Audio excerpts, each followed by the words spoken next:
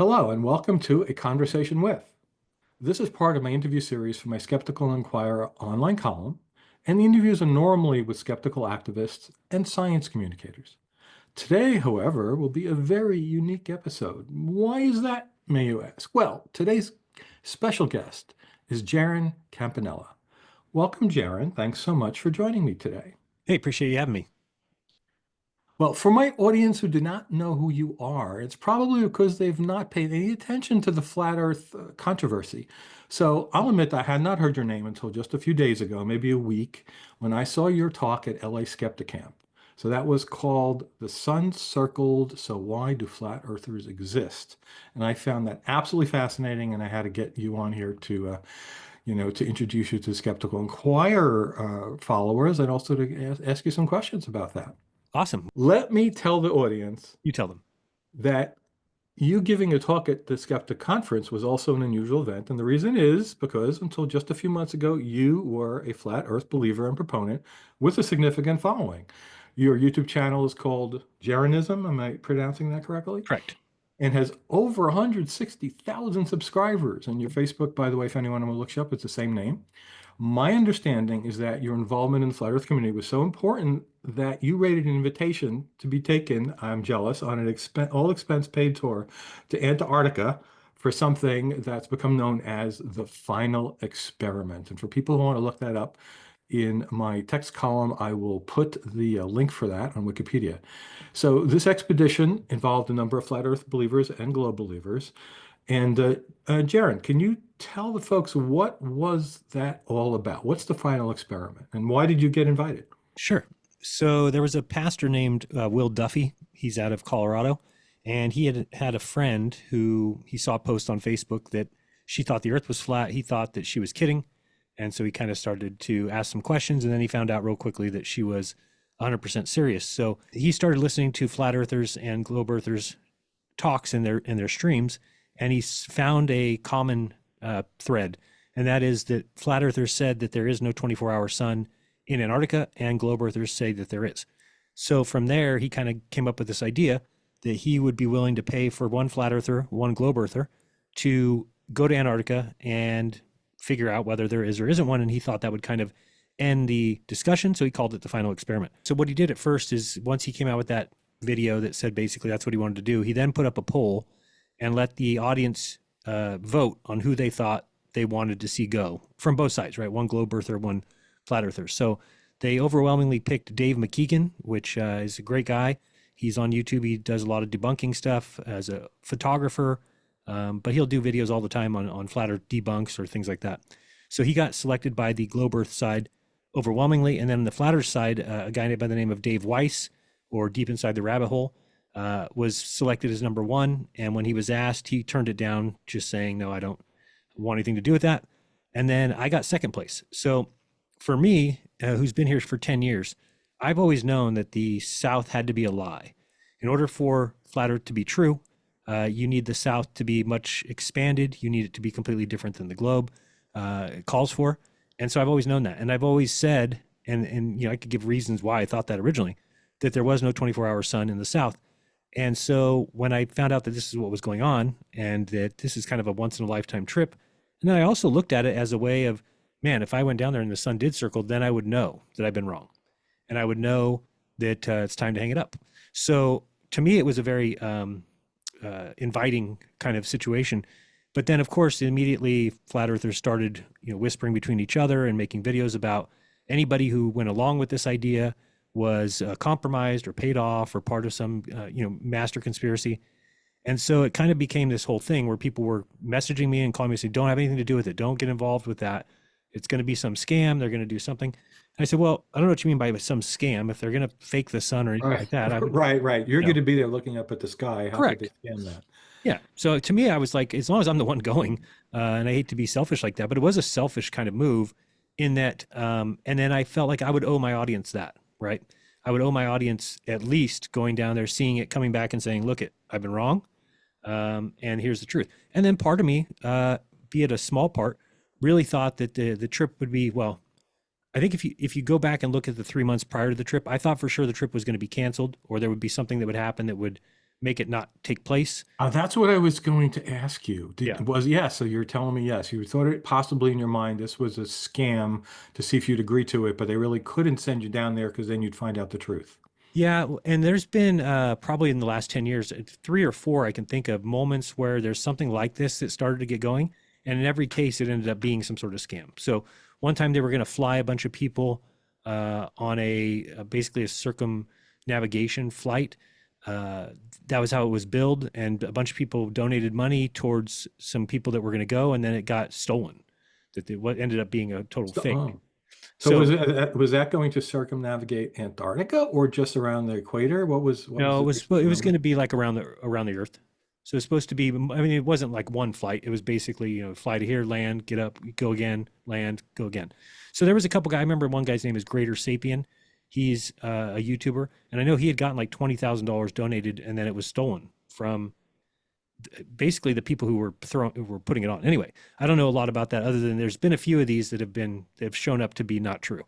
And so this one I kind of thought originally first, I'd never had somebody donate, $400, $300, let alone 35,000. So that seemed a little bit fishy.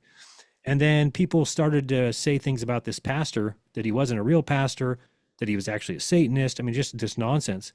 And I was keeping my eyes open, and he was always very nice to me. He seemed like he was honest. He seemed like he was really looking for the truth. I knew that he believed in the globe. It wasn't like he was neutral, but he was at that point too, where he said if he went down there and saw the sunset, he would admit that the Earth was probably flat because it Wow. really well. And I appreciated him saying that because really, it's a pretty serious thing if the sun did set there when they've been telling everybody for years that it does not and that there's a 360-degree sun. So it sounded like a great idea. And then at first I was a little bit iffy on, well, I know that the Antarctic Circle starts around the outside of the continent and that it's very difficult to go very far into Antarctica. Usually cruise ships will go close by or they'll go to that little peninsula there. Yeah. And so then we found out that he said, no, we're going to 80 degrees south with a company called ALE. So I did my research on them and found out that, that's why the trip was so expensive. And then I also found out it was kind of an easy trip. There wasn't extraneous stuff. It wasn't like I was going to have to, because I don't ski. I'm from California, number one, too. So Yeah. I've never shoveled snow in my life, not one time. And so I just was kind of like, I don't know if I really want to. So once I saw it was easier than that, I said, okay, I'm interested in going. I said, I was a little worried about going alone. And I thought that what would end up happening is there'd be like 7 or 8 globe earthers that would end up going and it would just be me. So I said, I would like it if I went with somebody else. I don't know how we can do that. Maybe we can crowdfund. And he said, well, what if I sent somebody with you? What if I paid for another one? And I said, oh, well then for sure. I mean, I would go. So the person that came in third place was actually a friend of mine. His name's Austin. And so he asked Austin to go. And then Austin kind of said, well, I only will go if you go, talking about this pastor. Because originally the pastor wasn't going to go. I don't know why he thought that. He Huh. was going to pay for one globe, one flat, and they were just going to go together, those two. Well, then this turned into a much bigger deal to where now all of a sudden the pastor was going, myself, Austin, and Dave McKeegan. Well, then a guy named MC Toon, who's also a debunker, did crowdfunding and he got enough funding to go. There was a guy named Critical Think out of Australia. He decided to go. Then, if you know who Candace Owens is, her producer wanted to go because Candace has talked about or at least flirted with the idea of the Earth being flat. And so she wanted her producer to go on the trip. So he went. And then there was another guy who backed out maybe a month and a half before. And so there was an extra one more seat. And then it ended up being another flat earther that went by the name of Jonathan Marionde, I think his last name's. He's basically a documentary film producer. So he went as well. And then there was another one that happened that somebody called in and said, or not called in, but emailed and said that they would be willing to pay for one other trip if he did some sort of contest or something to give it away. So the sad part about that is it ended up being a flat earther who was doing that as a joke. Now, Oh. the pastor didn't know that. So the pastor ran a thing where he basically said, hey, turn in your application. So like 40 people applied. You had to have been a flat earther for more than 2 years. You had all these different qualifications. Well, anyway, he ended up selecting this girl, Lisbeth Acosta. And then it was found out right after that it was fake. So he was kind Oh. of stuck because he had already picked her. So what he did is did a crowdfunding and it was covered pretty quickly by people who watch the show, right? Again, there's Mhm. strength in numbers. So $35,000 seems like a lot, but when you put it out there to a huge crowd of people, Jeez. But Everybody. I have a question about the list of names. So I have Yeah, not followed the flat Earth thing sure. for a lot. I mean, I watched the stuff with Mike Hughes, a documentary. I watched Behind the Curve, but I don't really get it. Spend my time watching YouTube videos of people. In fact, I know mostly about this because I watch Simon Dan's debunking videos, and I Right. see clips of different people, on his. But in any case, I didn't recognize most of the names you said, but the names that I would have thought I would hear, I did not. So was Mark Sargent or Patricia Steer invited? Okay. Well, you'll be very happy to hear that Patricia Steer is no longer a flat earther. So No. yeah, she left because of the trip. Oh, When that's all right. We have to talk about that later. That's amazing because very she good. was one of the two biggies featured on that documentary Well, Behind so the was Curtain. I. I don't know if you remember. I'm the final scene. I'm the interesting guy. Are you the guy who said something about the experiment? Then Yeah, at the end, right? So at the end, they well, and actually they misrepresented that experiment, which is even more reason why I was a flat earther. But yeah, that was me at the very end of the movie that said interesting because we did the light test and we saw the yes. light. Oh Yes. wow. You might not recognize. I've lost a little weight, so that's probably a good thing. But yeah. So yeah, the names. Mark Sargent was also offered a free trip and he turned it down. Dave Weiss was offered a free trip. He turned it down. Nathan Oakley offered a free trip, turned it down. So there was quite a few people that were at some point offered free trips from other people, and it ended up being a total of 9 that went. So 4 flat earthers, 4 globe earthers, plus the pastor. 4 and 4. So yeah, the thing that's interesting to me about uh, Mark Sargent, I do know a bit about him. Not only from the documentary. Once I watched that, I looked up a bunch of other stuff from him, including his Wikipedia article and that stuff. Right. And I think it was on that documentary, or though it could have been another video, where he was asked, if you got to see evidence that would change your mind, wouldn't you? He said, yeah, of course I would. And my perception was there's so much that he has now invested in this belief structure. He's sought after at conferences and things like that. Like, I don't know that that's true. I mean, not that I'm saying he intentionally would lie, but your mind would not allow you to accept it because you know what the ramifications would be. I mean, what do you think about that? Well, I mean, I would think I have the same issue, right? So I mean, I've been around since as long as Mark has. I mean, he was in February of 2015. He was the reason I made my first video, which was towards the end of February of 2015. So same month that he started, I started. Uh-huh. And uh, I think that with Mark, and I don't know what this is. I don't know. People are telling me to write a book because there is something that gets into your mind. It's like a mental block that protects your current beliefs and just shuns anything from outside that. But really, the truth is, the thing that kicked my block through was the observation. So I'm wondering if let's say I didn't go. That it was Mark who got picked instead of me, Yeah. and he came back. I'm not sure that I would be switched right now. To be honest with you, I might. Yeah. So if Mark changed his mind and was also, oh, I was wrong. Yeah, you might still be on the other side.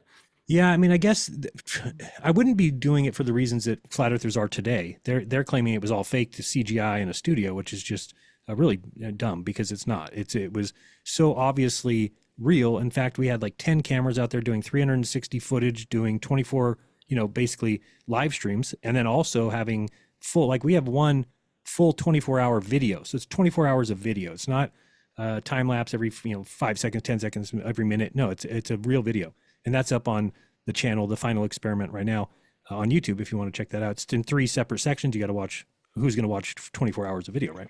But we did that so that we would get away from these people saying Yeah. that it was faked. And I made sure that I live streamed from Punta Arenas when we got there. So for 3 days in Punta Arenas, I live streamed every day. And then we didn't know if we'd be able to live stream from Antarctica. We thought there was a chance because we were going to be bringing a Starlink system. The pastor had purchased one of those. So we were, and when we landed the plane, and by the way, they land that plane, it's a 757. Got so many great stories, but the 757 had only us 9 on board. So now the way that they run the logistics down there is that when there's people, basically every flight that goes to Antarctica picks up the people that are there, brings them home, then the next flight would go. So there's always people on the flight one way or the other. So the plane had to go there no matter what because there was a marathon that was being run there. That's when we went, they picked up all those people and brought them back. So People run marathons in Antarctica. yeah, I guess they do it once a year. They have like crazy people, right? So yeah, there was I don't know how many people were there, maybe 40, maybe 50, that they got picked up. So our plane landed and they landed, it's a 757 full size plane and they landed right on the ice. There's no runway, there's no nothing. And the second, you know that feeling when you're in a car and you can tell you're sliding on the road because your tires aren't connected anymore? Like that plane hit Yeah. the ground, and then the next thing it did, you knew you were in a slide. I mean, it just felt like it. So luckily everything was fine. But Now you did this before the plane flipped over in Toronto because it landed on an icy runway, right? So you weren't yes, thinking that was going to happen. Yeah, no, that was ooh, that would scare me. that was actually before most of the plane stuff started happening. I think that was all right Yeah, after we got back. Yeah. yeah, yeah. Anyway, so that was a great. I mean, you talk about that's the best flight I'll ever have in my life. I know that because it's empty. There was literally the 9 of us plus one other guy, so 10 total, and then plus the stewardess or whatever they're called now, attendants. Flight attendant. Yeah. So it was a great flight. Everybody on board that plane cried at some point on the flight there, which is weird to say, but when you see the sea ice, I mean, when you get to that part of when you're about to enter the mainland of Antarctica and you see all the sheets of ice, it's just the most beautiful thing you've ever seen. It looks untouched, pristine. There's no waves like a ocean you would think. It's because everything's kind of landlocked in between these ice sheets, so it's just like still blue water, beautiful. And then once you get past the coastline, then you have about an hour of flight that you don't see much besides just white, right? There's no mountains or anything like that. And then you get, after you're about an hour inland, then you start to see mountains, and it's just some of the most beautiful things I've ever seen. So then you land there. The total flight was about 4.5 hours from Punta Arenas. And yeah, I mean, the whole trip to me was very eye-opening, just the sereneness of Antarctica. But then also I had felt my belief was in trouble in Punta Arenas because we got there and we were watching the sunset the first night we were there. And of course, the sun's setting right to left, number one thing. And, looking west, it sets right to left. Everybody here in the north, we're used to the sun setting left to right. And then noticing that it just barely ducked under the horizon just for a couple hours. And it was late. It was like 11:30 when it was set about 10:30. But 11:30, you could still see the light in the south. And then we were like, okay, on a flat earth, the sun needs to go the other way. To go around. Oh, yeah, that's interesting.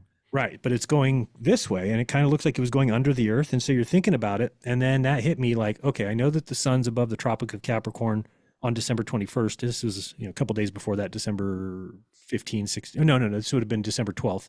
So, and then it just hit me like, well, wait a second. If the sun is over Australia's head right now, and I just saw it go that way, it means Australia is somehow over there. So right away, I kind of knew like, oh boy. So talking. Interested. Did you get to see the moon in the sky? Because of my understanding, I've never been that far south, that you would see it what we would consider upside down. Totally upside down, yeah. And it's obvious as could be that it's upside down. The flat Earth excuse that I would have given you if it was 3 months ago, and you asked me how does the moon be upside down, I would have said, well, put a circle on your ceiling with an A and a B on it, and then walk to the other side of the room, and it will flip upside down. But that's not at all what the moon does. It's an actual 3D object that you can see, and So, so what, the other flat earthers and I were talking and we just kind of said, well, it could be some sort of reflection off of a dome or something. Of course, that is the thing that we would do that I now realize once you have removed that block from your brain is that you're spending all your time trying to fit the evidence into your belief. And I don't think I realized how easy that was to do, or at least get it to the point where you could pass it off to the people that watch you. Right. So it's kind of easy to do. It's kind of, no matter what you threw at me, I could come up with some, and I thought that was actually research. I thought that was actually doing something right. And now I realize, oh man, that's one of the most biased, basically confirmation biased positions that you can take, where you're just looking for the evidence that meets your belief. And then you really disregard anything else. You really just throw it out. You don't even, it's almost like you don't hear it. Yeah, that's the definition of confirmation bias. Right? Yeah, you just don't hear it. So what was in your mind the strongest evidence for a flat Earth besides what else besides the 24-hour sun could have shaken it? And put it that way. Well, now, I mean, seeing everything I saw, I've got this list of 8 things that I've been trying to talk to people about the last couple of weeks. I think there's tons of things now that are obvious.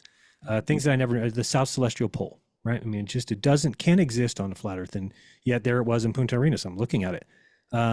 Which tells you what is below the South Celestial Pole, the South Pole. Well, the South Pole doesn't exist on a flat Earth. It's actually an infinite amount of places and everywhere. So there's that. There's the sun setting right to left, which is for everybody in the South. I mean, that right there is probably one of the things that I wish, because there's things I think globe earthers could have done a better job of explaining. No, I've never even heard that as an issue, but that something you could explain against before. See, I Right. would think if there's flat earthers in any of the southern continents, like how do Totally you agree. talk to the people in the north? Well, yeah. Do you know that there's only 5% of the population lives south of the equator? And you could tell why flat Earth would take off because the sun does on a flat Earth what we all see it kind of do on in the north here. It kind of, dives down Yeah, left and that's a right. good point.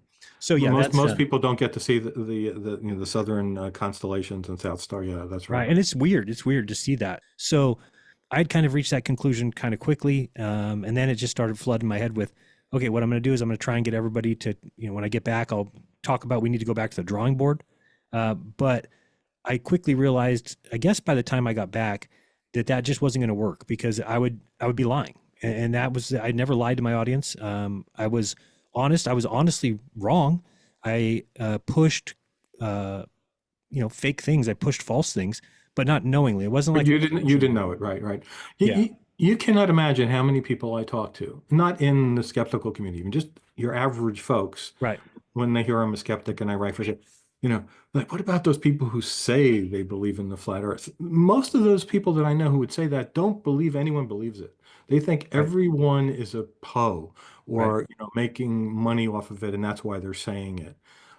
Yeah, like they But cannot get through their heads that people actually believe this. and there's not that many people that make money off it. I mean, if you're talking about make money, that's the thing I think is so strange is that, first of all, YouTube doesn't promote you. You're kind of shadow banned. You're lucky if you make enough to live, right? And I would say there's less than a handful of people that did that even anyway. Now Dave Weiss, he has an app that he sells for $3.99, and I think he's got tons of people who bought the app. So I'm sure he does pretty well for himself. Mark Sargent, like you said, must do pretty well. But beyond that, I don't know really anybody else that was making good money. I had to do 3 or 4 things. It wasn't certainly just, oh, you do YouTube videos and I make enough money. So yeah, it is definitely, there's a lot of believers. I do think it is kind of also an anti-authoritarian position where Mhm. you're kind of, by just saying I'm a flat earther, it kind of, you can include so many things with it, right? So somebody might wonder about you. And when you say you're a flat earther, now they immediately know you're probably anti-vaccine. They're probably everything on your shirt Yeah, then, right? yeah, yeah. Exactly. So, yeah, but there definitely is believers. I was a believer in it, and it's because.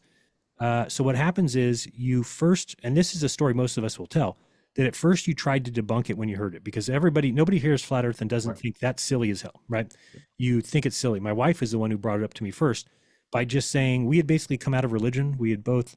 I was raised Catholic. She was raised Bible believing Christian. When it came time to us to start talking about our children or what we'd be raising them as, we just had this loggerhead where I was saying, well, we're not going to teach them the Bible. And she's like, no, the Bible, we got to teach them from the Bible.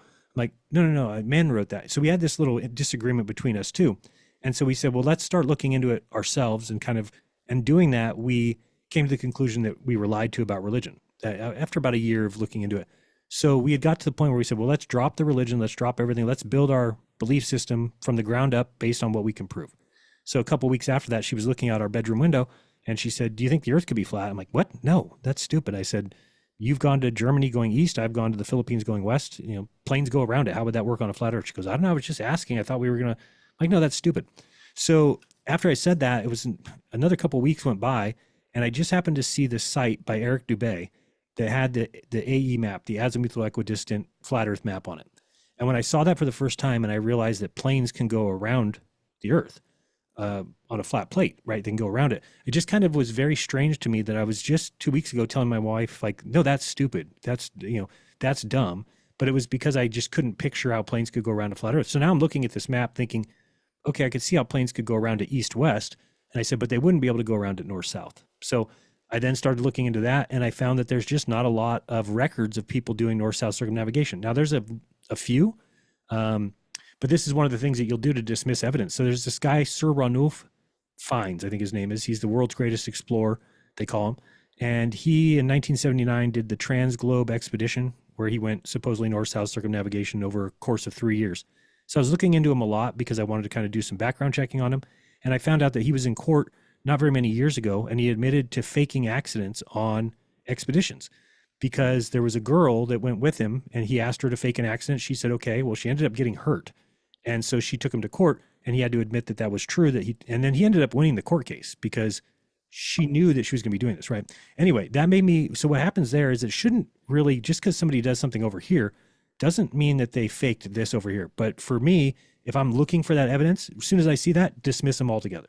Right? Nope, that guy's a liar. He's a Freemason. He friend of the Queen. He's his best friend's Prince Charles, and I dismiss the whole thing. So it actually isn't surprising to me that people are flat earthers because the for me at least, I don't remember much in school, and I'm sure they do in university, but as far as high school, there just wasn't a good emphasis on the shape of the earth or the way it works. I mean, I remember maybe just kind of glossing over it in school, but there was never like a moment where they said, okay, so back in the day, they thought the earth was flat. So half the class try and prove flat and half the class try and prove globe, or something that would be like a hands-on. It just kind of seemed like one of those things that the earth's a globe. We know it's a globe. It spins and we know it spins. End of story. Move on to the next, subject. So when you start looking into the earth yourself, you just have issues with a lot of the stuff because it was never explained. Now I'm the one on my channel now explaining it to people how things work. Like, I just guess you don't see the size of the earth correctly, right? So you hear a lot of flat earthers say, we can't find the curve. Where's the curve? Where's the curve? Well, when you look into it, there's just not curve for you to find. I mean, it's so big that, we think of a basketball, baseball, golf ball, a beach ball, yoga ball. That's what we think of when we think of a ball. We can't even fathom an earth that is so big that there really isn't much curvature. There's, I think recently I've been doing the math on, 660 feet, which is 2 football fields in length, has just 1/8 inch of curve, which is 2 nickels stacked on top of each other, right? And if you took those 2 football fields and you built them and you leveled them, and then you went to the next 2 and then the next 2, the curvature never changes. It's not like it gets more and more, even though that might be what flat earthers think, because they're always telling you this equation. I'm sure you've heard the 8 inches per 8 inch drop per, yeah. Now, that's if you're standing in one location looking off in the distance. And the thing about that is we would never use that math ever. There's just no reason for a human being to need to know that, because you're never building, for instance, if you're building a bridge, you just build the bridge, right? Because it's level wherever you're at. The earth is level. It's, we might have gotten the word level and I flat. do believe long enough suspension bridges for the towers, they do consider they're not exactly parallel. There is a slight difference between them. So Yeah, yeah. I think if you checked into that, there is meaning mathematically, but I don't think they take that into account when they build it. They might, but it's you wouldn't need to. And I think I heard flat earthers all the time give they would say like, well, how do we build railroads? How do we build? And then I had already known a long time ago that you just build railroads because you just build one piece at a time, 20-foot track or Yeah. 30-foot track, and then you go to the next one, right? So I think that I've got some weird feelings about the globe that I don't know if anybody else has said. Like, I think that maybe it's so counterintuitive that they almost indoctrinate us on purpose. I know that sounds weird, but I've always been, oh, they indoctrinate us into the globe. But now I kind of am like, you know what? It's not a bad thing, because it's already been discovered. It's already been figured out. And as a human race, we should just accept that and not have to go and prove it. Like, you had to take me to Antarctica. You had to spend $35,000 to get me to believe it. So I want to do my job of basically bridging that gap between people who disagree with what science is saying and want to challenge everything, and those who are like yourself, people that understand the importance of science and understand what happens if you get into a faulty belief system, and how you will build that block up in your brain, and then you will think you're right. And you'll look for evidence that says you're right, and you'll find it. And you'll look for any evidence that says, like if somebody who's a globe proponent on YouTube would make a mistake or say something wrong, we would all jump on that person as if science lied. Right. Science got it wrong. I've seen videos which cherry pick something, Right. and then jump on it. Yes. Yeah. So, I mean, that's a bad thing too, because then you're blaming, something that's not even a person, science, but you're blaming that for these people's mistakes, and they're just some guy who lives in Michigan, right? I mean, it's just somebody who just believes in the globe and maybe got something wrong or said something wrong about gravity, or, because if you have all these proponents saying, well, gravity is this force and da-da-da, but then you have people like Neil deGrasse Tyson or Michio Kaku saying gravity is not a force, it's very easy to point out Right. the discrepancy there. Yeah. Right. So going to go several directions I could take this conversation. All right. So how did you announce your deconversion? Or it just happened because you were in Antarctica live streaming and basically there? Or did you have to, like, because I've seen your YouTube channel and your Facebook page, and of course, initially for a long time, it was all pro flat Earth stuff, and now you've switched. How did you make that switch? Well, I guess that what made it easier for me is originally coming back, my thought was, okay, how am I going to break this to everybody and kind of, Yep. but immediately, even before we were on the plane from Punta Arenas back home, we started hearing all these rumors that we didn't go, that it was faked, that it was CGI. There started being people like looking at our timelines and saying something didn't match and that we were not, we were unaccounted for. And then people found like a 3 day stretch of time, and this is how crazy people are, the year before during the summer. And as soon as they said the time, I'm like, oh yeah, because from like my mom's birthday, she's passed, but her birthday's July 1st, and my sister and I and my wife, and we always go away for a couple days around my mom's birthday. So when I saw this date of like basically June 28th through January or July 3rd, I was like, oh yeah, I wasn't on the internet then. We were in Reno this year. So, but what they had said was, oh, all these guys were missing on these 3 dates. So they said what they did is they went last year and they faked it, and so there was just all this basically Oh. conspiracy theories, right? And so when you are the one who's involved in the conspiracy theory, it quickly changes your mind as to the quality of researchers that you associate with, right? So all of a sudden, all these guys who I had originally thought were at least decent, or sure, did they get some things wrong? Yeah, but now they were all, and then they started attacking the footage. So once we got back and the footage got out, as far as us releasing videos of the 24, they started saying, well, look here, they're stepping on the snow and there's no footprints. So it's fake. It's in a studio. Well, no, there's no snow in Antarctica. It's ice, and don't make footprints. So then it's like compacted, right? It's driven over by a compactor machine thing. We were at the secondary camp. So everything they said had an answer. They were all saying that it was in a studio because none of us could see our breath. Well, if one search on the internet, just search, why don't I see my breath in Antarctica? And it will be because there's no moisture. It's a completely dry, it's a desert, right? This is a large part of the problem that drives me crazy with not only flat Earth believers, but pretty much any conspiratorialist. They say, "How can you explain this?" Right.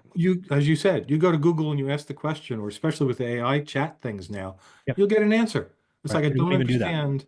Do they not do that? Do they not know they can do that, or do they not want to do that? They don't want to do it. And explain why. Because once you are, let's say you're live streaming, and actually, things were better back 10 years ago on YouTube before there was live streaming, because if you were going to make a video, you had to sit down, research it, put it together, piece it together, and it took a while. And so usually the quality of stuff that came out, I'm not saying it was true, but the quality was better. Well, as soon as they started doing live streams, people got away from, because it takes way longer to make a video, all the editing that goes into it. Whereas a live stream, you can hit go live, do your live stream, boom, you're done. It uploads for you. It's very easy. But what people started doing is started talking about other people, because it's just you don't have to do any research for that, right? I can just make fun of this guy, make fun of that guy. So that's what a lot of people started doing. And it makes it for, I don't want to say good content, but it's captivating if you're going to be commenting on somebody, and it also gets you views. So for instance, if my name is included in somebody's video, like let's talk about Jeran's trip, you'll just get more views than you normally would. And then that kind of encourages that kind of behavior, and people start doing that. And so really it doesn't do you any good to, and this is a problem for the world in the future. Like, let's say there's some event that happens. Let's say Trump getting shot. Okay. So when that happens, people then, you have a choice. Do I go and research this and look into it deeply? And do I verify everything first? Well, there's no benefit to that, because the people who get the views, the people who get the clicks are going to be the ones who come out with it first. So you could just go live and start talking about it, and you're going to get more views than you would if you waited a week until all the details started coming out and you did an actual real thorough investigation. That's a problem. And it will be, like TikTok's a problem. It's the same thing, right? It's too easy for someone just to get a camera in their face and say, Antarctica has aliens underneath it. And then it goes out to just as many people as a news story. And then you have a bunch of people that believe it, right? So that's a problem for sure. And people don't do the Googling to check it before they say it, and they don't care to check it. Yeah, I actually watched a segment of an interview with David Weiss and Owen Benjamin, I think that's the name. Yep. Yeah, and Owen said something, and this jumped out at me. The globe shape is not considered when the military fly missiles. I used to work on software that did that, and yes, it damn well is. Right. I mean, I don't know how easy that is to find, because this has to do with the software design and all that. It's a complicated thing, but they just stated it like it was a fact. Well, think of how many manuals there must be that say that, right? Probably a lot. But all they need to do is, from a conspiracy theorist point of view, all we need to do is find that one manual that says treat the Earth as a flat, Right, because under certain conditions you might do it for the software. Right. Yes. Sure. And I mean, Right. even like flight simulators and things like that, Right. sometimes we'll Right. see that because Yep. the Earth is such that we are so small that you don't need to take that into account when you're just doing something like that. Or now again, with missiles, that's different. Missiles, no, you do Yeah, definitely. you do. So who knows what manual they found, but there's also manuals that talk about not needing to take Coriolis into effect when you are doing long range shooting. Even I myself, as soon as I heard that there was a world record broken of 4 miles, somebody did that, I immediately reached out to the guy and said, "Hey, can you tell me what your calculation was for Coriolis?" And he said, "Oh, we don't take that into account." And I'm like, "Oh, beautiful." Made a video, putting it out there. And it's because, then you look back at it and you're like, "Oh, it's shooting 4 miles." And the guy's like, "The wind is way more than that." Yeah. So Right. Right. Right. right. So he's like, it's going over 4 miles. What they do too is they shoot a shot and then they wait to hear where it hit and they go, okay, now aim a little to the right. Now, so it's not even an You exact thing. adjust it. It Yeah. takes them a bunch of shots till they even hit it. So anyway, it's just one of those things where now I can see where, and it wasn't like I was doing it dishonestly. I really felt that we were being lied to. Because here's the thing, you have to admit that it's weird that we live on a sphere. It's just weird. Well, I'm not going to admit that. But let me put it a different way then. Would you think I, it's strange that we live on a sphere and that it's spinning and it's in space? That's I think weird. that might still be strange to you because for most of your life you thought that was strange. It's like, and also you said something before that old. So, well, Mhm. they indoctrinate you in the sphere. I don't remember even hearing about it. It was just like a fact. Right. Certainly not in college we ever talked about it. I never had any courses that would care about it. I don't remember when I learned that, but it really, I wouldn't call it an indoctrination. It was just like all the world's facts led me to just, yeah, it's a sphere. Why would I doubt that? Right. I wouldn't call that indoctrination. No, But I yeah, guess I wouldn't I either. never thought it was Oh, weird. It's just as from a young age, I kind of understood the understanding of science, how planets formed and gravity and all that. And it's like, that's the way it was. right. That's interesting that you conceptualize that as an odd thing, but I Well, I guess would not. think if you talk to most flat earthers, they would all say the same thing. Yeah, yeah, I can see that from a Yeah. flat Earth perspective. Because again, it does get into, there's no reason that your senses would ever tell you somebody's upside down below you. Yeah. So the other thing, though, looking at it from the other perspective, from somebody who's never believed the Earth was flat, when I hear it's a flat plate and all the gravity is straight down the same and the Right. stars go around, like none of that to me makes any sense. No, And it also, then I doesn't. didn't understand, but you see the other planets as spheres, don't you?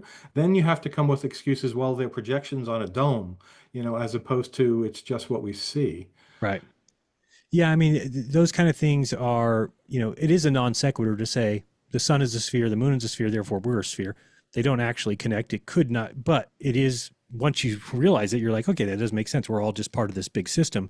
But I mean, when you're trying to find answers for questions like that, but you've already started to let yourself believe that the Earth's flat, then it's a different beast, and I can't really explain it. It's just you almost feel like you've done something right when you've figured out a way that it could work, whatever that might be. So Yeah, I could see that. I yeah, could see it's that. just you feel like or if you find a long distance observation that, and again, now I look at it, I'm like, well, of course we can see further than geometric equation can tell us because there's an atmosphere, and the atmosphere Yeah. magnifies things. You also have refraction. So, but again, we would find, oh, here's a picture of a mountain that we shouldn't be able to see. And the globe would Mhm. just come along and say, yeah, it's because of refraction. Well, to a flat earther, that's like, oh, you're just making excuses for the earth being flat. You're just saying the word refraction.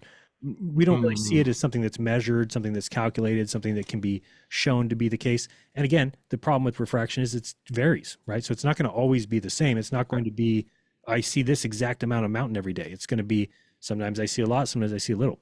So there's some things that definitely would lead somebody down that road. I think, and this is what I talked about in my speech, was the Stephen Hawking. I think is one of the mistakes that science made that they shouldn't have, which was they faked a experiment to prove the curvature of the Earth. This is a Nat Geo documentary that showed this. Was that correct? Well, Nat Geo has another one, but Stephen Hawking was from PBS and was it Discovery? I think PBS and Discovery channel. But anyway, they had a helicopter over at a lake in Nevada. I mean, I think I have my reasons for why they did it. They basically said, oh, we're going to hide a helicopter behind 6 miles worth of water. And then they had the helicopter raise up and they said, oh, we're at 24 feet. And the guy says, I can see you now. End of show. Now, right away, I thought to myself, well, wait, the curvature on 6 miles is 24 feet. but that's from no observer height. Well, this guy was looking at a telescope like 3 feet high. So I go run the math on it, and it came out to like less than 10 feet. So I'm like, well, they couldn't have hit a helicopter behind there. So then we started to dig into that footage closely. And then you find out that the scene where the helicopter is coming down, the water that you see is identical to the water in another scene where there is no helicopter there.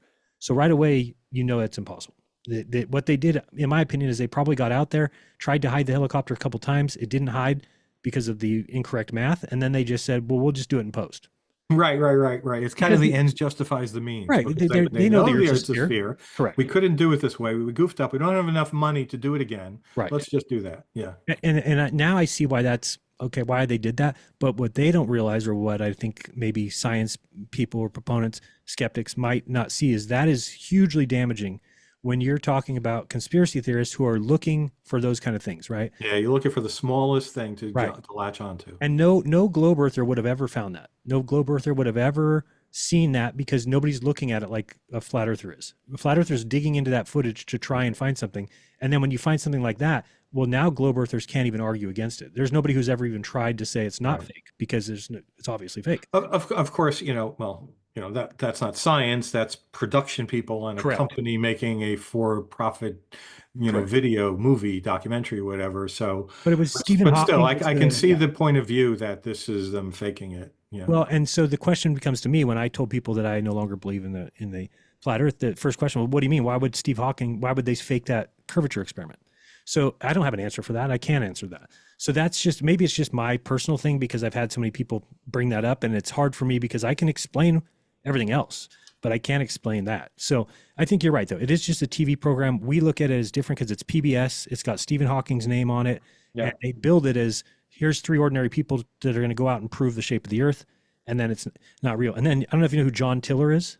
He's the head of science at Ars Technica. Anyway, he was somebody who did a video shortly after that, and he was talking about what drives flat earthers' inability to accept experts' testing and experiments. And then he says, for instance, in this show, and then he shows the Stephen Hawking video with the helicopter. And it's so as a flat earther, you take that as like a almost that turns like science is against me now, right? So I knew that going down there, I was like, man, that'd be really weird if I see that, because it means then that.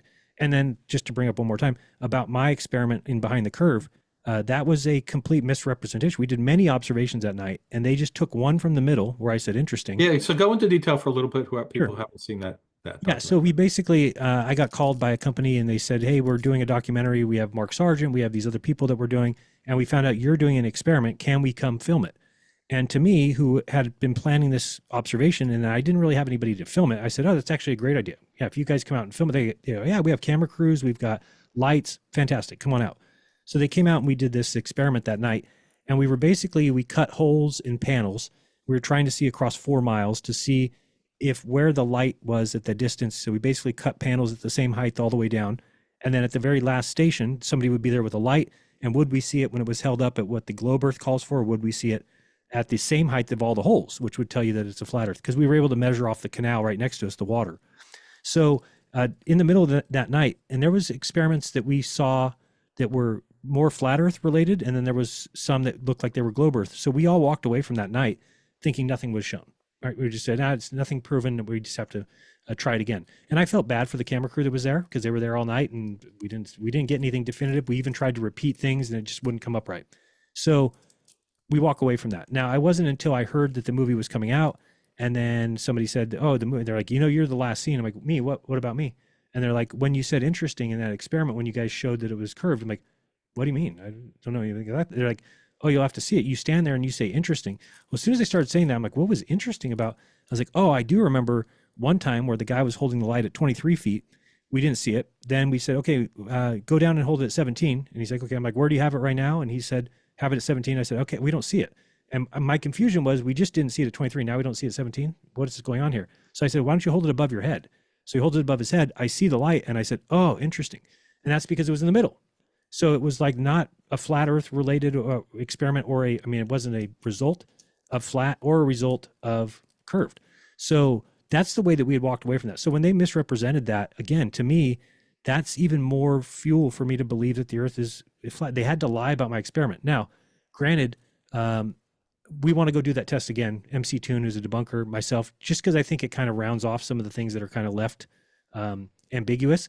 And we realized that it's probably a refraction thing, that we were, so right, if you do it right when the night comes, the ground's still hot, right, from the day.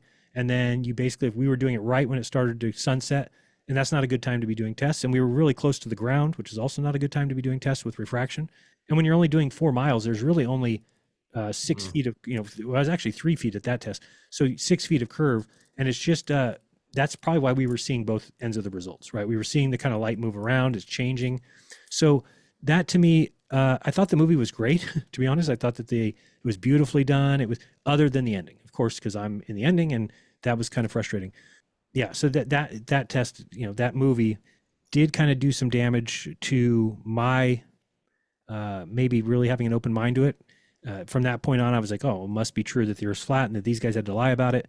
And so, and they also, there's a whole bunch of stories that goes with it. They were supposed to give me the extra footage, with something we agreed upon. It's in writing. It wasn't like a signed thing, but there's text messages where I said, hey, can I get extra footage so I can show people that I did this test when the thing's over? They said, sure.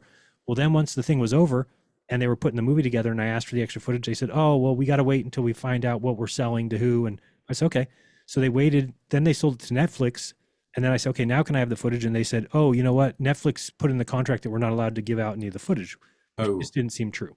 So I said, okay, well, you told me you'd be able to do that. And they said, no, we have to go back on our word. And that was also another thing that was like, well, to me, I'm looking at it like, well, of course, the extra footage would show that there was all these other tests that night and that you took something out of the middle. So they can't let me really see it. And, I even tried to get a lawyer, and the lawyer just said the same thing. He said, well, in the movie, did they ever say that you proved that the Earth was curved? And I said, no, they left it up to the audience. And then he's like, no, that's done on purpose. It's actually brilliant done by them because they never did anything. They said, was that a real event? So you really stood there, you really looked at the camera, and you really said, interesting. I said, yeah. Well, then, what are you trying to say that they did? They showed you do something that you really did. Now, if they put it at the end of their movie and people who saw it at home took that to mean that you proved, because if you go back and watch the movie now, they never say I proved curve. They never say anything like that. They just happen to show that as the last scene. And it's kind of like at a time where the viewer is at home and they're really, and then it is curved. So it's a brilliantly done movie. It's just unfortunate to be the one guy. You don't want to be in that situation. Yeah, I do remember that now that you're talking. I didn't know it was you. The other fascinating part I remembered was Patricia Steer was in a car, and I think the person in the passenger seat was recording her, and she was talking something about someone else in the movement, and then doubting it and saying, "Oh, this is really, really fascinating," and it looked like she was about to have an epiphany about like why someone would not believe in the flat Earth anymore, and then she said, "Oh, like never mind." And Huh. it looked like she went to the edge and then backed away from it because she'd have to admit that she was wrong. Do you remember that part? I don't remember exactly what it was about, but I do give her a lot of credit for because I was the only one. So just so you know, the other people, well, so far we don't know about the movie director yet, but the other two flat earthers have not changed their mind. Even though they saw the exact same things I did, Are they attempting to come up with a new model for the flat Earth to explain that the sun stayed up there forever? isn't, there'll never be one. It's because there's only one map. It's the AE map. There is flat earthers that think there'll be another map, but I've been trying to voice to them that I said, okay, let's pretend we're starting all over. You start with the North Pole, you lay out the continents. Oops, it's an AE map. It will always be that. You can't make a different map. That's the way it has to be. So at that point, I'm trying to get across to people that, the reason that AE map has lasted so long, or the reason that it's been around from the 1900s or even late 1800s, is because it's the only other way that the Earth could be at this point, because we know so much about the Earth, right? We Yeah. know so much about the Earth. You can't just make a map. It's not like we're in 1600 and we're just drawing on, maybe it could be this. Now we know a lot of things about the Earth. So I've we heard did. these people talking about some kind of alternate dimension thing where it's like Pac-Man, where you go off Yep. one end of the Earth and you come back on the other side. Correct. Now you're like bringing in all this. That's fringe. That's so fringe. It's like there's a group of people that think that Pac-Man map that it basically goes off, but then you Yeah. start asking questions like, so what do we do the same thing if we go east? Then we'll just disappear through the wall and come on the other side. So I don't think there's a real threat of that, and I don't even think there's really a threat of the flat Earth itself, other than that once people. What I've noticed is that So back to Patricia Steer real quick. You asked me how I broke it to everybody that I, Yeah. right. So when I came back and I knew that I would have to tell people, is the very first thing I did is I went on my show and basically said, I'm just not a flat earther anymore. Well, that caused the biggest, hoopla, because I don't want to put myself on I'm just saying I'm one of the, was one of the top flat earth people. I don't know if you want to say top 20, whatever it is, the number. But so when somebody like me says that, it's probably the first time that anything like that has happened to this group of flat earthers, where they've seen somebody who has kind of been doing this for a long time say that they're no longer a flat earther. So people started to flip out. And I knew right away, like, I'm in trouble because there's going to be nobody else. And I just knew that truth was more important, that I couldn't lie to my audience. I've never lied to them once. And I knew if I did one show where I even tried to pretend that there was another map or that we could go back to the drawing table, that it would be a lie. So I just came to the conclusion that, you know what, if, I'm supposed to go on this trip for a reason, in my mind. So I'm just going to have to be out and be honest with it. So I didn't say I believed in the globe for about, I don't know, maybe 2 or 3 weeks after I got back, which would have been about 2 or 3 shows. And then I did say that. So then now I'm kind of full fledged because all these things started to come to me.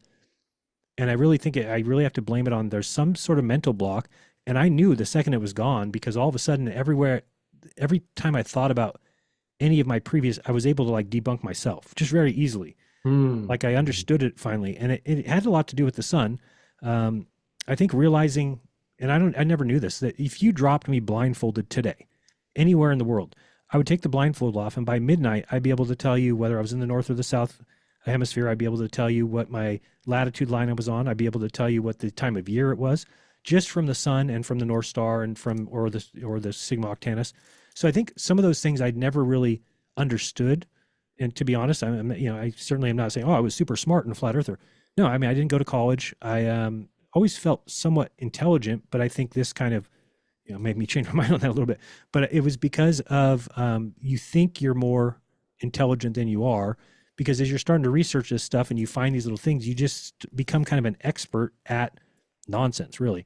I mean, you're becoming proficient in repeating things that are wrong, but you're repeating them with such ease that to a layman who's just listening to you, that sounds like you know what you're talking about. And I did know what I was talking about, but it's about something that's not real, right? You're talking about the flat earth. I understood the points of the flat earth. I understood where we had deficiencies. And I think something that happened about 4 or 5 years ago was when things started to not match our model, we would basically shelve it, right? So like somebody will get to it eventually. And it may not be me. I can't figure it out. Oh, Southern. Oh, okay. By shelf, you mean like put it on the shelf. That's actually an interesting thing that religious people say too when they start to have doubts. They're told to Correct. put it on the shelf.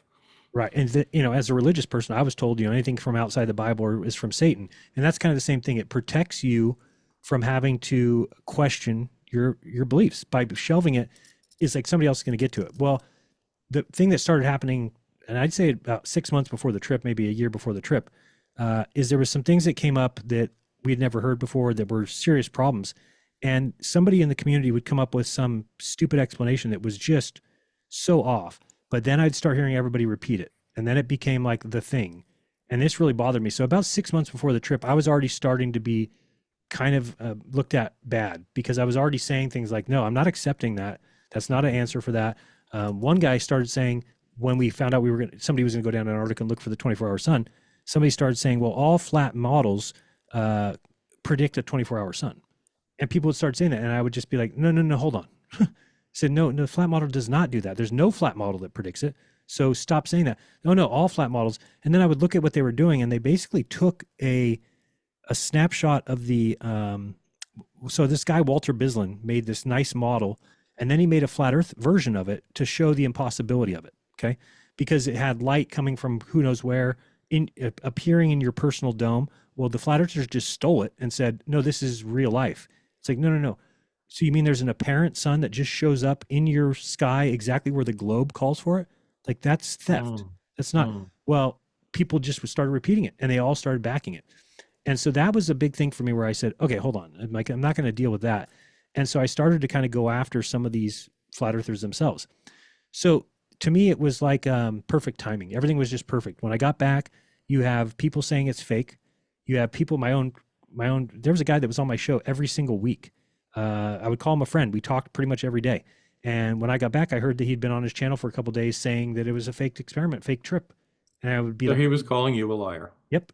And I was like, this guy knows me. He could have reached out. He could have just asked me questions. He didn't even do that. And I think because I never met him in life, I think that that's part of it too, right? These people will throw each other under the bus over nothing because you don't know the person, and it actually gets you a little bit of clout, right? If everybody else is saying it and you try to protect that person, that doesn't look very good. If you join the crowd and you're now, then people like that. So anyway, it was just very easy for me at that point because I said, okay, here's my audience before is now accusing me of lying, of faking this experiment. They already were upset at me. And then because the other two flat earthers are not saying what I'm saying, then everybody was kind of siding with them. And it was kind of the in thing to be against Jeran, to call him a shill, to say he's a sellout. So right away I was like, all right, well, then I'm just going to say it all. And it wasn't like I'm going to say the Earth's a sphere because now they said that. It was that I knew the Earth was a sphere. I was going to try and softball it. I was going to try and kid glove it at least a little bit. But it was just, then I was like, no, it's just not going to work. It's just, and I told them, I said, the thing is, I'm open for evidence. If you guys think the Earth's flat, provide me with the evidence and I'll be back. Other than that, I said, the Earth's clearly a sphere.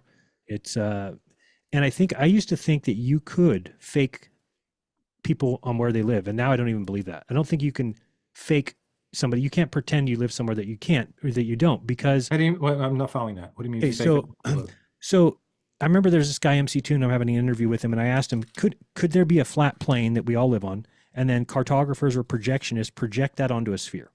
He's like, of course, that's what projectionists do. They take a sphere and they project it onto a flat map. It's just a reversal of that. Same thing, right? So I said, okay, well then that means basically that we lived on a flat plane. They made us think we live on a sphere. They mapped it on a sphere and we all believe it. But I don't think I ever took into account the observations. The sun going around a flat plane would not equate to, if they lied to you and said, now you live on a sphere, we would see the sun doing things that we would say, well, that doesn't match the sphere. Well, there is only one shape that matches everything in life, and that's the sphere. If you try to map the Earth anywhere else, it no longer works because of what we see with the flat Earth. If you try to put on a triangle or a cylinder or a disc, it's not going to match observations. The thing that makes the sphere true is that it matches all of our observations. Rise and set times of the sun matches perfectly. Seasons match perfectly. The north-south celestial pole, the way that the north and south pole are opposites. All those things are indicative and facts because the Earth's a sphere. And there's not another shape that can produce that. So as a flat earther, I don't think I ever saw that. I think I thought that they would be able to trick us and tell us that we live on a sphere when we don't, because the sphere is so flat that we don't notice any curve. It's like, well, we could be on a flat earth that they're just lying about the sphere. But ever since I got back from that trip, I just said, there's no way. I saw the sun basically unfold from, like I said, going barely under the horizon at Punta Arenas, basically, and it rose here, went way high, and then set this way, was barely under the horizon for a little bit. And then as we went to Antarctica, you saw the sun basically unfold to where it's now in the sky for 24 hours. And then just realizing that that's how the North worked, everything just jived perfectly, and I understood it. And there's so many things that were seen down there that, like I said, the South Celestial Pole, the South Pole. There was a girl that was there in Antarctica that was talking to us, and she said she was going down to the South Pole with somebody. And so she went down there and came back that same day. And, I was asking her questions, and she said, yeah, the sun just was at the same height. So I knew the South Pole existed. And then the other thing was, when we were in Antarctica and the sun was south, right? We called, to figure out where the sun was, and it was above Australia's head. So that right there is completely impossible on any flat model. How are you in Antarctica looking south and you see the sun? And how is it above Australia? Australia should be way behind you. So it just was almost embarrassing, really, that I'd ever fully believed it and then taught it. And so I know. And got other people to believe it because of right. your very interesting YouTube commentary and videos and stuff. So that, again, this is a thing, interestingly, people who've come out of a religion and at one point in their life heavily believed it and indoctrinated other people in it, then they kind of feel guilty for doing that. Oh yeah. I mean, ideally I would like to just go away. I mean, that would be probably easier. You wouldn't have to see the things being said about you. But I think that I owe it, at the very least, to make sure anybody who's ever heard me in the last 10 years or become a flat earther because of me or because of things I've said, to at least let them hear me now saying why I was wrong. Oh yes, man, don't go away for Yeah. so there are other Well, people in the skeptical movement that were on the other side of things in totally different fields. I don't know if you know about them. Kenny Biddle is the chief investigator for CSI. He mhm. used to be a ghost hunter, firmly believed it, wrote self-published books that we've proved ghosts with video, and Wow. then he realized, because much like you, a personal incident, that, oh, I understand these other people are believing things for bad reasons, and maybe I'm believing it for bad reason. And now he's on the other side of it. He doesn't believe ghosts have ever been proven, and he investigates from a scientific Wow.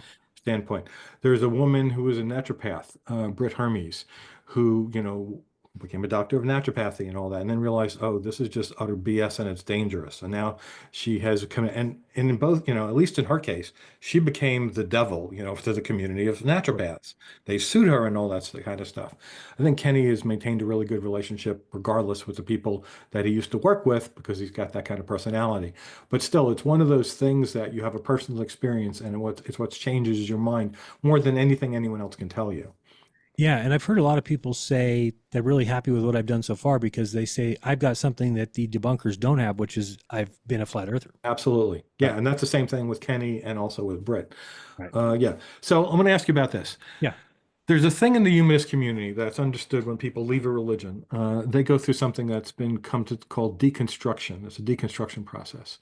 And it's called that because you get certain dogma from whatever religion you're raised in that leads you to beliefs about other things that aren't really directly connected, but it becomes part of what you believe also. Correct. And then when they drop their dogmatic beliefs and, oh, then my religion's BS, I don't believe it, then you have to rethink, why do you believe all of those other things too? And a lot of times people change their minds. It takes a longer time, but they have to evaluate, why did I ever believe that? What's the truth about this? So is there any kind of deconstruction happening for you for anything else? Like, and I'll say Sure. this Yeah. because I know if you believe the Earth's flat, you couldn't have gone to the moon by Right. orbiting the Earth and then going translunar injection and going to orbit the moon and Correct. landing. Yeah, I would say as of right now, I believe we went to the moon? No, but here's the good news about that is that in talking with Dave McKeegan, he wants to do a series. He's like a debunker, and he says, bring me your best evidence. And so the difference between then and now is now I'm open to being wrong. So now, That's if you fantastic. show me the evidence, then I will definitely go where the evidence leads. So whereas before I would even said something stupid like, I bet my life we didn't go to the moon because it just would have been Mhm. so positive. So I don't have any beliefs anymore that I would be concrete on. Now That's I'm fantastic. more Okay. malleable. If the evidence is there. Now, some science people have said, did you realize now that everything you thought was fake is real? And it's like, well, I'm not going there. I can't say that. Like that would be wrong for me just to say like, Well, okay, yeah, also to say everything you thought, yeah, that doesn't make sense no. And anyway. that's kind of what they want, right? And everything you've ever said was wrong about space or anything. Like, no, but I am open to it. Whereas before I Uh-huh. don't think I was. So it's a welcoming feeling to me. And it feels much better because what you're doing is you're not trying to fit evidence into a box. It's that you're open, you have an open box and you're open to whatever evidence you can find that leads you there. So that's a much Absolutely. better feeling. The thing that, to me plays together with flat Earth and other conspiracies is the tendency to somehow believe most of the authorities regarding actual people in authority or science or other people are either lying to you or have been deluded, and you're a little bit of a smaller segment that knows the truth. As opposed to, I never felt that way, which is, I guess, why I just accepted this fear. And Right. also that we went to the moon. It's like, okay, I don't think it's possible even for that many people to consistently lie about these kinds of things. No, and it's not. I mean, if you just think, how often have you been told like, don't tell anybody this, and then you just kept it to yourself? It's very rare. Most people, Right, right, right? right, right, right. And And the moon landing thing specifically, by the way, since you're thinking about this, yeah, what I often hear is people say that there was a moon landing. Well, there wasn't a moon landing, right? The six, yeah, history is 6 times over, so how many years is that? three, Like 5 years we went to the moon. And that doesn't even include the three other times that they orbited the moon and couldn't land or didn't. That wasn't part of the plan. Or eight, right. nine, 13 failed the landing. But that many, why would they fake it, more than one? I can see once, okay, we got away Yeah, with it. But then, oh, we got away with that. Let's do it again. And let's do it again. And let's do it again. And let's do it. And with the rest of the world watching, including the Soviet Union, who would have loved to say, look at those lying American bastards. We have the evidence. right. Like, nope. Yeah, I mean, there's answers for those things. Again, I don't like to. I'm not arguing on behalf of that, but there is Yeah. answers for that. I Anyway, talk, keep all that in mind when you talk about this. will do for sure. And you're right, though. It is something that's now I look at it and I think that way. I do think, whereas before it was like, if you asked me that question before, I would have thought of it as if I know already. So it's a different feeling to where now you're asking, I'm like, well, I don't know. Right. Sure. Plus, by the way, I worked in the aerospace industry designing satellites Mm-hmm. for 16 years and worked with people because this was starting in 1980, I want to say one. So I worked with people at the end of their lifespan, including my wife's uncle, who worked on the lunar module, descent module power systems. I Right. knew people and worked with them who worked on the equipment that went to the moon. Right. So like there would be no question in my mind that they're part of this huge conspiracy that's constantly lying to their families and everybody. Right. You know, it just didn't make any sense. Yeah, and it doesn't make a lot of sense. I mean, it's one of those things where you kind of you just are closed off to it. And I think you're right. It's not a I don't like when people say like, oh, I have a secret, because it's not like that, because we're actually on YouTube telling it. So it's not like we're like, oh, we have a secret that nobody else knows. We're actually trying to tell the world. Right. So it's more of like you feel like you're doing something good for the world. And what I told the other day, I did a video called predictions for the flat earth in the next 25 years. And then it was a joke because every year I just said, you'll continue providing nothing to humanity. You'll continue to lose family and friends and money. And that's kind of the truth. Is that, that's what people need to look at as flat earthers is, what have you provided humanity? Because they haven't provided a thing. And so they act like they're a very noble cause and that they're going to change the world. But the truth of the matter is that everything that's been invented or discovered or, is come from somebody who believed in the globe and somebody who used the globe for whatever they invented. So it's one of those things where if you really get to a flat earther. So back to Patricia Steer, as soon as I got back and I started making these videos saying that I no longer believed in the flat earth, I thought that I was going to be alone in that. And then the very first person who started calling me would be Patricia, asking me some questions about the trip. And then the big one for her is, and this happened right when I got back, I found out that they launched rockets from Vandenberg. And I just so happened, I remembered probably 2 or 3 years ago that I was in the backyard with my wife and we looked up in the sky. We're like, what is that? Like, I don't know what that is. Then the next day I heard it was a Vandenberg launch. And I was like, well, that's weird. I'm way up north. I'm about 200 miles from there. So I said, I didn't know we'd be able to see it that far. So once I got back from the trip, I started thinking to myself, you know what? I'm going to film that and figure out how long it takes till I can see it. So I went and filmed the very first one I could. And it was 1 minute and 5 seconds until it showed up on my horizon. And right there, I was like, end of story. That's easy. So I posted that on my channel, and then Patricia called that night and she goes, wait, hold on. I want to make sure I understand this. What are you saying? And I said, well, when I synced it up and from the time it launches until I see it on my horizon is 1 minute and 5 seconds. I'm like, where was it? And she's like, what is the answer? What is the flat earth answer? I said, I don't think they have one. I don't know what I would say. I said, I guess they could say that in that first 1 minute and 5 seconds, it's just hanging out. I don't know. I mean, it has to be going up. Mm-hmm. So she then told me that she asked Mark. She then sent him my video and said, Mark, can you explain this? And he just said, oh, those are all fake. They're all fake rocket launches or something. And she said, no, this is one that Jeran filmed from his house. And he goes, oh, what? Does Jeran believe in SpaceX now? And she's like, that's besides the point. The point is, will you please look at, well, I guess he wouldn't look at it. And so she had told me a couple days before she even told him, she said, I think I'm gonna back out, that there's too much with this, the 24-hour sun. I thought we were doing things scientifically. And I said, yeah, I thought so too. So then, you know who Robbie Davidson is? No. So he's the one who put on the first 3 conferences. So the one, Flat Earth conferences. Okay. Yeah. So he was the head of those. So then he called me and started saying, hey, I'm looking into this and now I feel like we were wrong. I'm like, no, we were. And he said, so he backed out. So then Paul on the Plane is another guy that's been around for a long time. He did the same thing. And then those 3 all came out around the same week. And since then, it's just been hell. I mean, somebody needs to do a official documentary of this. Yeah, I would think it's a good one, especially with those of us who have defected, because we're all being called. So people think that they're making memes of us in like fancy clothes and in cars. And then Mark, about being dangerous, Mark Sargent posted a picture of Patricia, who got a new car. She bought a Mercedes a couple months ago. And so there's a picture of her next to the car with a bow on it. And he's putting that out there as that she got paid that for lying about the. Mark did this? Yeah, which is dangerous because, you don't know how crazy some of these people are.